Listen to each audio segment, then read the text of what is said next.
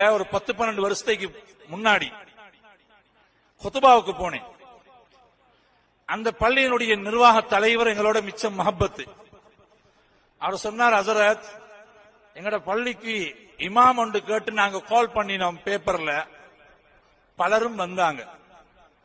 கடைசியா ஒரு ஹசரத் வந்தாங்க. எங்கட ரூல்ஸ் எல்லாம் சொன்னோம். இப்ப பள்ளியில ரூல்ஸ் தானே, சட்டம், ஓதுற காலத்திலையும் சட்டம், பள்ளியிலையும் சட்டம். இப்ப சட்டம் போட்டாச்சு. ஹசரத் எங்கட இந்த ரூல்ஸ் அண்ட் ரெகுலேஷன் சட்டம் இப்படி இப்படி இருக்குது. அந்த ஹசரத் எல்லா சட்டத்துக்கும் ஆமா போட்டாராம். சரி சரி. இந்த நிர்வாகி கேட்டாரா, ஹசரத் நான் சொல்றதுக்கெல்லாம் ஆமா போடுறீங்களே, நீங்க சம்பளத்தை பத்தி ஒன்றும் பேசலையே? இல்ல இல்ல, அதை பத்தி பேச தேவையில்லை. கடைசியா அவர் வற்புறுத்தி கேட்டாரா, ஹசரத் உங்களோட சம்பளம் என்ன வேணும்? என்னமோ இவன் கொடுக்க போற மாதிரி சும்மா கேட்டுக்கொள்ற போய்க்கு. அப்ப அவர் சொன்னாரா, ஹசரத் சிம்பிளா சொன்னாரா, ஆஜியார் உங்களுக்கு ஒரு மாசத்துக்கு எவ்வளவு செலவோ அதை எனக்கு தாங்க அப்படின்றாராம். அவர் சொல்றாரு, ஹசரத் இந்த அறப்படிச்ச மௌலைமார பாருங்கோ, இந்த மௌலைமார் அறப்படிச்ச தனத்தை பாருங்கோ, அப்படியா பேசுற என்னோட? நான் கேட்டேன் என்ன பிரச்சனை என்று. அவர்கிட்ட கேட்டேன், உங்களுக்கு உங்களோட வீட்டுல எத்தனை பேரு? அவரும் மனைவியும் 2 பிள்ளையும்.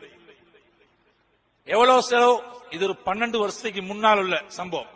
அந்த காலத்துல 30 ரூபா 35 ரூபா அரிசி, சீனி 25 ரூபா 30 ரூபா, இப்படி விலை குறைந்த காலத்தில். அந்த காலகட்டத்தில் அவருடைய செலவு என்னண்டா 4 பேருக்கு 75,000 ரூபாய் ஒரு மாசத்துக்கு. ஒரு வசதி படைச்சவர். நான் கேட்டேன், நீங்க ஹசரத்திட்ட கொஞ்சம் விசாரிக்கே, அவர் வீட்டுல எத்தனை பேருண்டு? நான் கேட்டு அவர் சொன்னாரு, அவரும் மனைவியும் 2 பிள்ளையும், இவருடைய உம்மாவும் மனைவியுடைய உம்மாவும் 6 பேர். அப்படியா? நீங்க எவ்வளவு தாரண்டு சொன்னீங்க? ஒரு 17-18,000. 6 பேருக்கு 18,000. உங்களோட 4 பேருக்கு 75,000. ஏன் ஹசரத்துக்கு வாய் வயிறு இல்லையா? ஹசரத்து சாப்பிடக்கூடாதா? ஹசரத்து கரண்ட் பில் கட்டுறது இல்லையா? தண்ணி பில் கட்டுறது இல்லையா? ஹசரத்துல புள்ள குட்டிக்கு மருந்து வந்த எந்த நாள் அந்த ஓபிடி போய்தா சீரழியணும். ஒரு பிரைவேட்ல மருந்து எடுக்கிறதுக்கு அவரோட கையில சல்லி, அவர் வீட்டுக்கு ஒரு 10 விருந்தாளி வந்துட்டாங்க, என்ன செய்வாரு? அப்ப நீங்க சொகுசா வாழணும். ஹசரத் மாறு எப்படி வாழ்ந்தாலும் சரி, ஆனா டைமுக்கு முசல்லா அழைக்கணும், சொல்றத செய்யணும். இல்லாட்டி எங்களுக்கு என்ன ஹசரத் மாறு இல்லையா? எங்களுக்கு என்ன உஸ்தாத் மாறு இல்லையா? எங்களுக்கு என்ன மௌலை மாறு இல்லையா? ஈக்கிறண்டா இருங்க, இல்லாட்டி போங்கன்றான். ஒழுக்கம் கெட்ட நிர்வாகிகள். உலமாக்கள்கிட்ட சொல்றான், ஒரு 4 மாசத்துக்கு முன்னால ஒரு பள்ளியினுடைய விடயத்தை கேள்விப்பட்டேன். அந்த நிர்வாகி மௌத்துக்கு முன்னால் அல்லாஹ் அவனை மன்னிக்கணும், பாவம்.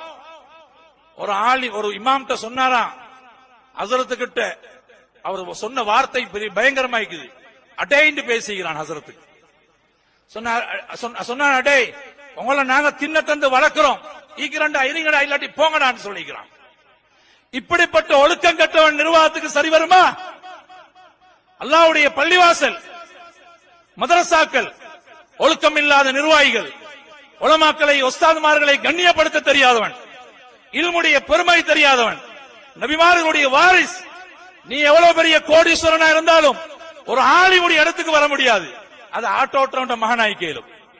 ஆலிம்சா ஆட்டோற்றவன் மகனாய்க்கேலும். நீங்க பெரிய பில்லியனரா இருந்தாலும் ஜனாதிபதியா இருந்தாலும் ஒரு ஆலிமுடைய இடத்துக்கு வரையலா. வரசத்துல் அம்பியா உலமாக்கள் தான். ஒரு ஆலிமோட அடைந்து பேசுறதா இருந்தா, சின்ன தந்து வளர்க்கிறோம் சொல்றதா இருந்தா, எவ்வளவு பெரிய ஒழுக்கம் கட்டவன் இவன் எல்லாம் மஸ்ஜிதுக்கு இல்ல தகுதி, மையவாடிக்கு தான் தகுதி. அல்லாஹ் நல்லடியார்களே, இன்றைக்கு உலமாக்களை மதிக்க தெரியாதவர்கள் நிர்வாகிகள், உலமாக்களுடைய கஷ்டங்களை நஷ்டங்கள் தெரியாதவர்கள், உலமாக்களுடைய சந்தோஷத்துல துக்கத்துல பங்கு கொள்ளாதவர்கள்.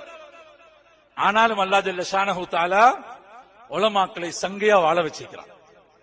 சின்ன சம்பளம் எடுத்து புள்ள குட்டிகளை கௌரவமா வாழ வச்சிருக்கிறான். உலமாக்களோட புள்ளைகள் பிச்சை கேட்டாங்களா? எங்க சார் சீரழிகிறாங்களா?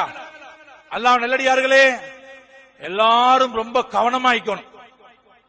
கொழும்புல ஒருத்தன் என்கிட்ட சொன்னா, ஹசரத் பல வருட காலம் எதிர்பார்த்த நிர்வாகத்துக்கு வாரத்துக்கு இந்த முறை சான்ஸ் ஒன்று கிடைச்சி நிர்வாகத்துக்கு வந்தீங்க. நான் கேட்டேன், அப்படி என்ன ஆசை? வரவே கூடாது அந்த ஆசை. ஏன் அப்படி ஆசை?